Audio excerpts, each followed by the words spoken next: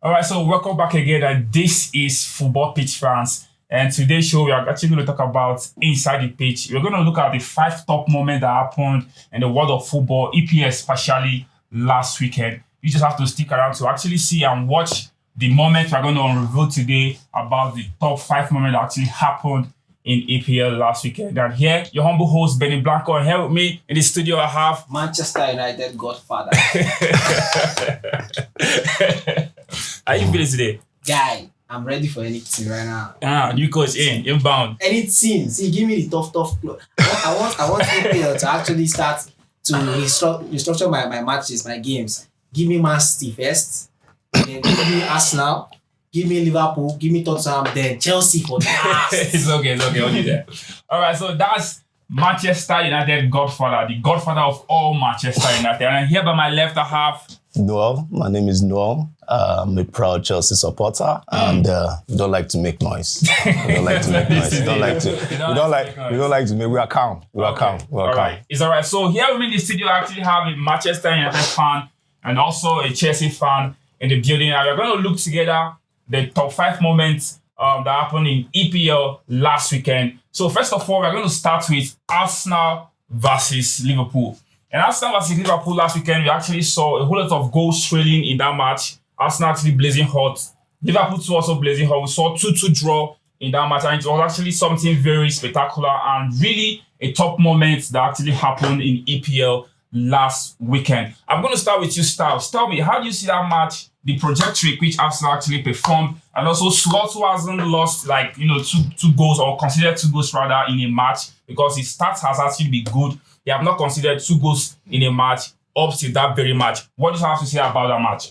Well, I think Mikel Arteta actually played a mind game there, you understand, whereby making everybody believe that Saka was injured. Only for us to me, I was very, very surprised, you understand, to see that guy play and also what he did, you understand. At the same time, Arsenal was very, very lucky.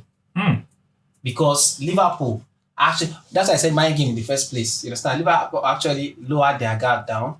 You understand? That was why they wasn't on their A game at first. You understand? Until when the game has gone far, they started picking up. Because if I was Liverpool, I would actually try from the starting of the game to the end. I'll try to damage and scatter Arsenal. Because right now is the proper time for Liverpool to scatter Arsenal. Because their key players are all injured. Okay, you have a point there. And then that was why Saka appearing on that day was a very big surprise to me. You understand? And Robertson at some point he underrated Saka as well. He didn't know that guy is a very, very, very dangerous person. It only takes a defender with high experience to mark that kind of person. You understand? And I was actually rooting for Liverpool to make a very big statement by showing Arsenal that they are kids. You understand? Because we all saw that game. You understand? We all saw that game. Arsenal players are lacking confidence in themselves. Wait, I'm getting there. Okay. Are lacking confidence in themselves, whereby if one person gets injured, they tend to start playing like loose chickens. You understand? Because if a team, I believe a team are supposed to. If you're a team, you're supposed to get yourself together. Okay. I made a reference with broom. Imagine a full bunch of broom. You understand? If you break one broom, that doesn't mean you can break everything together. Okay. You can try to break it. But when Gabriel left, Arsenal was very vulnerable. Now let me bring in the case of Man City. You understand? Man City pillar and play maker gets injured. What happened? They've not lost the game. But we are seeing them struggle in game. Definitely, we're going to reach there. All right, we're going to still look at Man City. Their draw. Their one win against Southampton. Right, we're still going to get there. But right now, we can actually see that there is no team that can be impacted with injuries. All right, these are natural occurrences in matches. And if until the very moment Timber and Gabriel actually left that game, we can actually see that Salah was not in the match. Salah, of course. Until when Timber actually left injured and Gabriel actually left injured. That's what actually said Salah. This is exactly what I said. Liverpool didn't they underrated Arsenal. You understand? On the first start, they didn't play anything. Arsenal was dominating the game. Don't you think it's the way Arsenal was actually poised to actually win that game? Because it's really surprising because the whole of Arsenal fan base actually wished and hoped and definitely have that confidence Arsenal can actually crash Liverpool because Arsenal have been getting the better side of Liverpool in the last 2 seasons. Arsenal, right? Anything you want to say about Arsenal is not even making any sense to me. Let me just tell you the truth. Why? because honestly, right? For now, I'm not talking about their stats. For now, Liverpool are more better than Arsenal. Okay. Noel, let me just hear your stats in that game because it's actually so surprising. On the slot side, which actually we've seen, recently in their games, actually considered not less than like 1 goal in a match. But in that game, we saw Arsenal actually blazing hot and actually having to score 2 goals past them. Yeah. What do you have to say, in the way and the slot actually came out in that game and the trajectory? I definitely believe in that match in your mind, you actually have it that Liverpool will definitely go on winning that match because we saw what actually did to Chelsea. Yeah. Right? Yeah. So what do you say about that moment? Well, Liverpool, with the way they play a very attacking football and also they defend.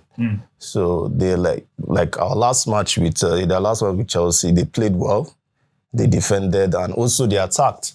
So I think they came with a mind game, like their mindset was like off the roof and they came with the kind of game that they want to defend and also attack. So Arsenal scored and they scored back and that's why they got into the game.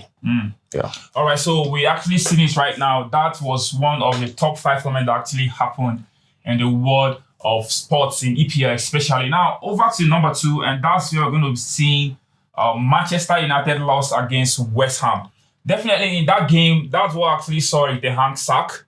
I won't lie, because if not because of that lose, definitely the Ham will still be the man for the job. We were robbed. Okay. The VAR and the ref robbed us, you understand? In the sense that, according to the VAR, like they didn't call back the ref attention to give us a penalty on that game. It was the ref out of his own way that gave out the penalty. You understand? Because there was no. No, it wasn't the ref that gave out the penalty. It was the VAR. Ref actually, blowed game on. So the VAR has to call him back to actually look at the incident. But that game was not actually a foul game. That particular incident was not a foul game. Okay. You understand? I just feel they have an agenda against Man U. You understand? We have seen this is not the only case where VAR is unstable, where we know that VAR is unstable.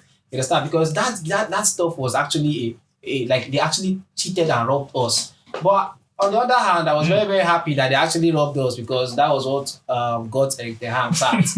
Because even with that thing now, guy, they suffer for that. But then the losing almost it traumatized me because I was not actually expecting that. I was expecting Manchester United to prove again and again and once again to West Ham that they are the underdogs.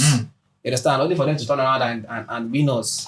Okay, I want you to have a say about this moment actually. West Ham, who has been without their best player, Kudus, actually went on to stride in that game and actually had a point to prove against Man U at Old Trafford. What do you have to say about that game to Man U fans? Man U fans, like, I don't really care about your team. Like, I care about Chelsea. But talking about the VAR decision was very poor. Like, let me give it to the Man U fans. Like, it was very poor. I feel like it was a 50-50 ball.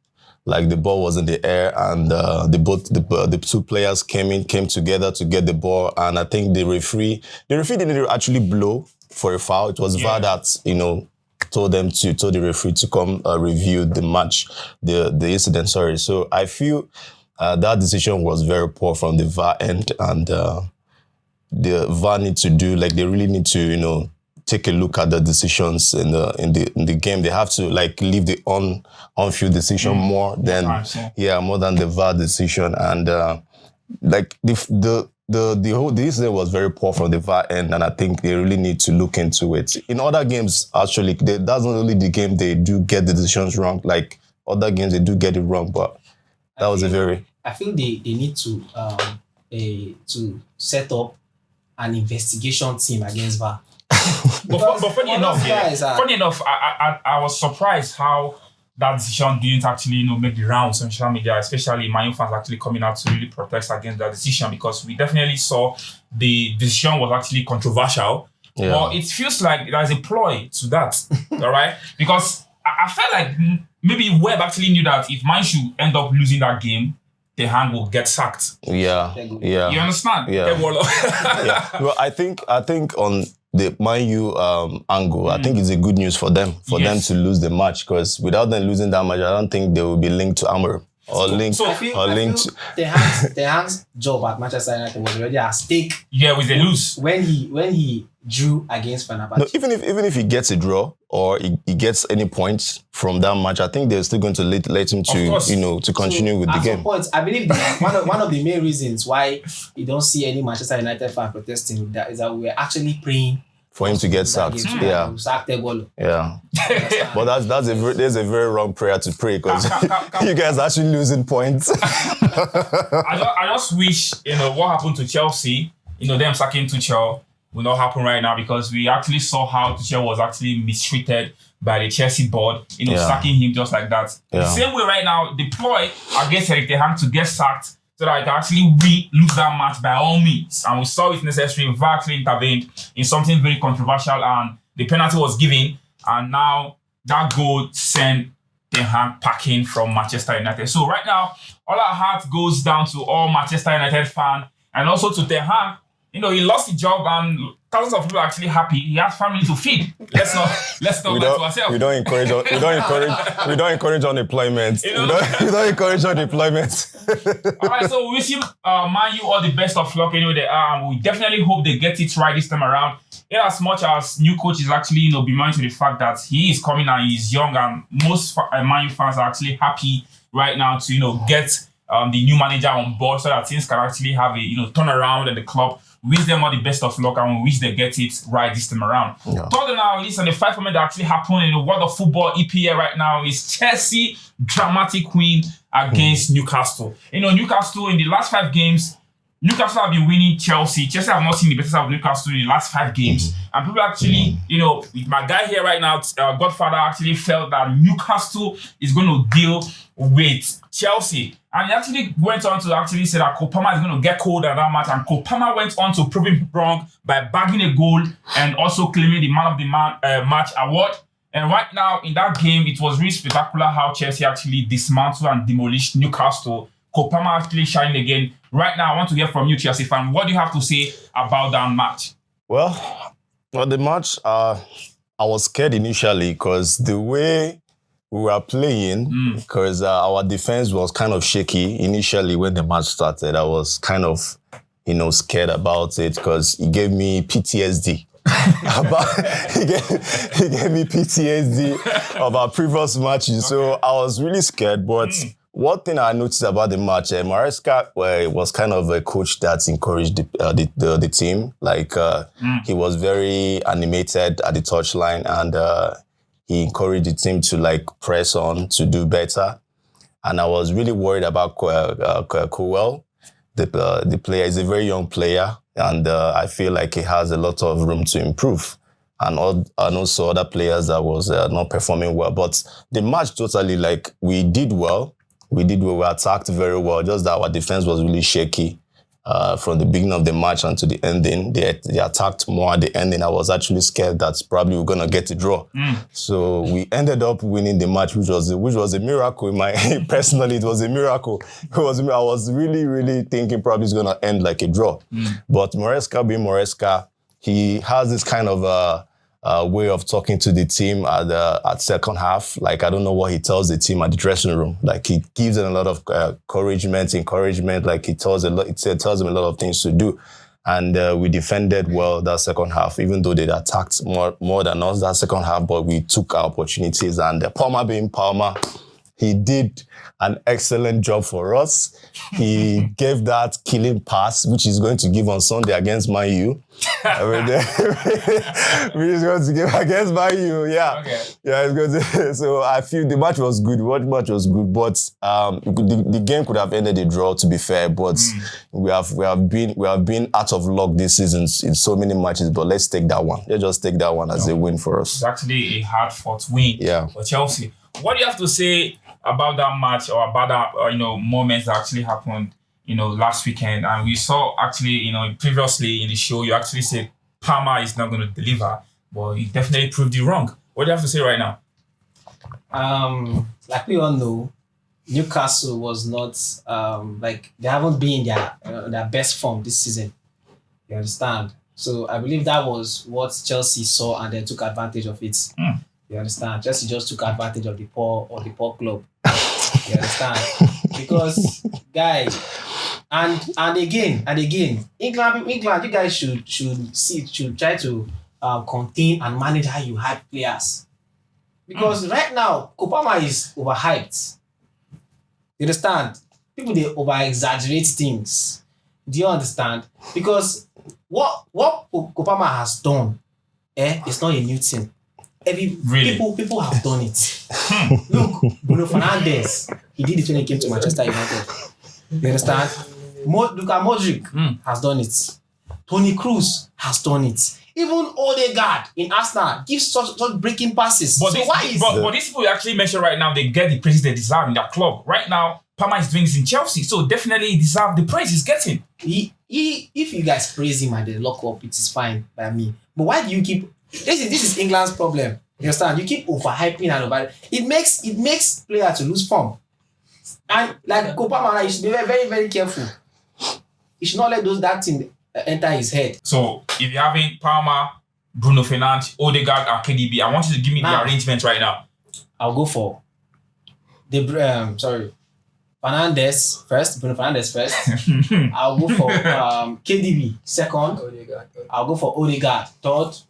And I'll go for Parma. Parma is still coming up. He needs more time before he can meet up. Okay, that's where we can actually draw the curtain right now on that topic. Now, on the 14th that actually happened, one of the top 5 moments in EPL last weekend was we saw Brighton going, head to head with Wolves, and that game ended in a draw. All right, so it was actually something, very, surprising because Brighton actually started the season in a bright color and they've actually been winning matches. They've scored 10 goals in just 4 games before that game. So what do you have to say about that draw against Wolves? Brighton will be a good team now. But they defeated you. Wait now. The only time they have power and strength when they face Man U. Because why is it so? Because of our current form and those useless tactics. Now every time they see Man U, they turn to... Where I understood that Brighton is a very rubbish team. It's when they play against Chelsea. Chelsea won them 4-2, and Arsenal. They played nonsense. And they played draw against Arsenal, so they are actually a strong team. They're not a strong. Those people, they're not. In fact, if you're counting top 10 underdogs, right, that can actually make a statement in Premier League from now to the next 5-10 years, you cannot count Brighton. I will count Wolves than Brighton. What is this guy saying? I will go for Wolves than Brighton. You understand? Because Wolves have proven, those guys are good. Last season? I think they were last 2 seasons. Last season, they were the first to beat Man City, to break Man City's unbeaten record. Is that what made them good? To show you how good they are. No, you can't tell me you are going to rate Wolves before you rate Brighton as underdog. Are you following the alphabet? You want to follow alphabetical order, or you want to follow facts? You want to follow facts? You want to follow alphabetical order? Let me say, because of B and W. You can definitely have to go, with team stats and look at how players they have actually produced. Brighton have actually produced good stars, and why their coach left was because the club actually sells their stars. If you check the Casado, if you check a lot of players they actually have, it is enough to actually don't write them off, in a big team or in a lesser underdog team that can actually do wonders against Wolves. Who does Wolves have? Just Neto, and he's out of the team right now. They have gone 5 games, just managed to play 1 draw in 5 games. It doesn't matter. It matters. It doesn't matter. That's the stats. It doesn't matter. For me, Wolves is a more better team than Brighton. No. You cannot tell me what I think in my mind. Which one is no? Tell me what So before that match, you actually predicted that Wolves can actually defeat Brighton. I played Wolves win or draw. Brighton cannot even hold a small win. A small win, Brighton gets. Maybe they use our thing. I feel your pain because Brighton doesn't see you with their eyes. They definitely trash you anytime they see you. Now we have a new coach. They're born Brighton. You don't have a new coach yet.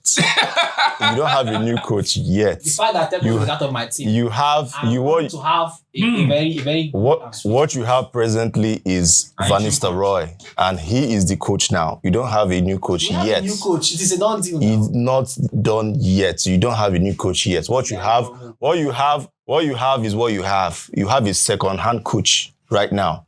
So you should pray that he performs. And I think Manchester United might keep him if he performs. But I think that match on Sunday is a very crucial match. I think it's a match that will determine whether they are going to go further to get the guy in or not. What are you saying? It's a done deal now. Here we go. He's only Fabrizio is only the only journalist that have actually said anything about him. The real journalist, I'm waiting for the person to talk. Who is the real journalist? David Austin. He's the real journalist. I prefer Fabrizio more than him. No. David Austin is the real deal. Once he says the deal is done, it's done. So what I'm saying is that what you have now is your second-hand coach is what you have now. So pray that you win the match today. Is it today you guys have a match? Just pray you guys wins the match today. I'll probably do something on Sunday, which I see you not doing anything. The Palmer will be Palmer. Palmer is going to give the Palmer pass and he's going to give the Palmer goal. So I'm going to have a lot of Palmer celebration that day. So it's not like it's inevitable. Like I am going to teach you people how to mark Palmer on that day. See Chelsea, it is when you give Chelsea open place, like open field, that's what they can do. They can do that obviously. See, I get that before no be property in some cases. You understand? Because if I talk this thing now, Chelsea fans will just delusional Chelsea fans will shout, Palmer score your hat-trick, Palmer score your hat-trick. Now I be the first to score hat-trick. The thing is that we are going to use experience. Let me ask you this. And tactics. Let me ask you this. To damage Chelsea. Since this season started, has any player scored a brace or even a hat-trick? Is there any award for an hat-trick? Of course, it shows that your team is doing well. It shows that your team is performing. Madueke that scored hat-trick, is it not a fluke? Oh, please. Madueke is a very sound player. You cannot even compare him to any of your wingers presently. All right, you can't compare him. Madueke is better than... Sorry. Ahmad is better than Madueke. We have another section where we actually debate on this. Let's continue and let's see actually the last on our list. At a 5 moment that actually happened in EPL, and that is Man City 1-0 win against Southampton. Southampton is actually sitting currently on 20th in the table. Manchester City actually have 11 goal aggregates, and only Haaland have actually managed to score 11 goals in the league, and they just managed to score 1 goal against a team that have actually conceded 13 goals since the EPL started. So what do you have to say about that game, seeing Man City actually struggling against this lesser side like Southampton? Well, that match, I was feeling like I was feeling the match was the match that Man City could have lost a game, and I was actually hopeful that Southampton could have gotten a result from that game, probably a draw. No, I was thinking the Southampton was going to get something out of that game, and Man City being Man City, they found a way to win the match with a 1 goal. And it's very dangerous to win a match in the Premier League with just a goal. Yeah. It's very dangerous because dying minutes, a player can just do some magic and get you 1-1 and get a draw. So Man City being Man City is a team that is very technical, a team that is very, they have that togetherness in defending and attacking, and they have a coach that pushes them to greatness. So do you think right now, because the way you sound it feels like Chelsea right now is aspiring to actually grasp that EPL. Now you're definitely rooting for clubs like Arsenal, Man City to actually lose a point. I'm not actually rooting for Arsenal. Arsenal will be Arsenal. Arsenal will be Arsenal. Arsenal is a team that they're always the big elephants on top of the mango tree. Yeah, they are always there, and they are always shaking the branches, and they're looking as if they're gonna do something. Well, you can't dispute the fact that they're actually there. They are there, but what are they doing there?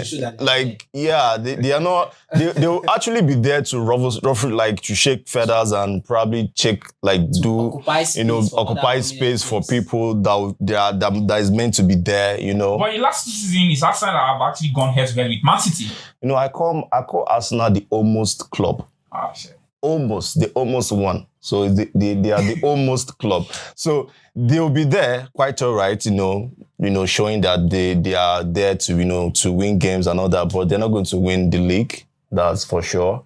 I think this season's league is between Chelsea, Liverpool, and Man City. And I'm saying this based. I'm saying this based. No, it's not about dreaming. It's all about because now we Chelsea fans, we come with facts. We don't come with dreams. We are the team up there attacking wise. We are the team with the most attacking percentage. Our SG has been off the roof. Like attacking wise, we have been up there and we have been creating chances. Our players have been improving. Jackson have improved tremendously this season, and Palmer too being Palmer. We can't dispute that. We have a lot of players improving, and we have a lot of players coming to the team too with Neto, and those players have improved our game tremendously. I think we are up there to win the league. Yeah. Well, let's see how that actually plays out for Chelsea. Well, it's lovely, everybody. It's something doable actually. The league is open right now to anybody, and you can actually see the gap. Man City to Chelsea, who's sitting right now at 5th position. It's possible. Yeah, just 6 points. Only in a dream just 6 points. Just 6 points. Only in a dream world, guy can Chelsea carry clinch EPL title this season. God forbid. Go for big batting. Like say, why is he a batting? It's a terrible team and horrible team. It's a terrible and a very horrible team. You are just obsessed. You're obsessed with us. Which one is? You're just obsessed with us. The only place I agree with you is when you said Arsenal is occupying space. They're not supposed to be there. Arsenal is not supposed to be in Premier League. Don't sleep on Arsenal. Don't sleep on Arsenal. But Arsenal can never, ever clinch that title. Sleep on Arsenal. The only. See, I told you. I've said this before, and I'm going to say it again. The only opportunity Arsenal had to clinch the title is when Man U and Chelsea were there on their lowest. And even on that time, they couldn't clinch the title. Is it now? Let me just put Chelsea ahead first. That Chelsea is coming up, that Arsenal wants to clinch the title. Very soon, Arsenal will come down from that place. Arsenal will end up 3rd or 4th this season. I'm telling you, it's nothing but the truth because I see a lot of failures for Arsenal right now because of their injuries. Don't write Arsenal off. I'm not writing them off. It is facts. Okay. Arsenal fans are just wishing and praying. They are praying. See, let me even advise Arsenal fans, and Arsenal team as a whole. If Arteta did not give you guys any title, EPL or Champions League title this season, you guys should sack the way. Because Baba just did there, they do nonsense. I agree. You understand? Because how he has been there for when Guardiola came to Man City, it only took him 6 months before he got his team in order. But he didn't win a cup in his first season. Wait now, he got his team in order. The next season he clinched the title, and now he's winning trebles, guy. How many seasons how many years now is Arteta been the coach 3 years of 3 years? Yeah, he has won a title. FA. It's a title. It's a precious title. Guy, right now Arsenal doesn't need. Arsenal don't need those kind of. Arteta actually won his first title in 6 months in Arsenal. Look, Arsenal needs to at least try and be on top because I'm tired of arguing with Arsenal. You understand? Because you cannot come and argue with someone that has seen and felt and kissed and raised Champions League 3 times. Bro, you never reach that level. So I need Arsenal to at least prove me wrong. Do you understand? So if Arteta did not give you guys Champions League or Premier League this season, you guys should tell me they go here. Not see, Sabi. Alright, it's okay. So here is actually where we actually draw this curtain for today inside the pitch. And we have actually seen some top 5 moments that actually happened in EPL last weekend. And there we actually saw a dramatic win for Chelsea. We also saw a defeat to Man United. And we also saw how Man City was actually, narrowly escaped with 1-0 win against Wolves. All right. And we also see Arsenal playing a 2-2 draw against Liverpool. And we saw Brighton playing against West Ham in that game. And we saw actually how that game actually went. And thank you so much. In case you've been watching up to this moment, thank you so much. And please do check our next video for other topics we actually covered this week. And please do like, share, and subscribe. Thank you so much. And here your humble host, Benny Blanco. And here I have with me what is this? Manchester United Godfather. And here I have Noel. representing Chelsea. And that's with me. It's a wrap. And thank you so much. And see you in our next show. Thank you.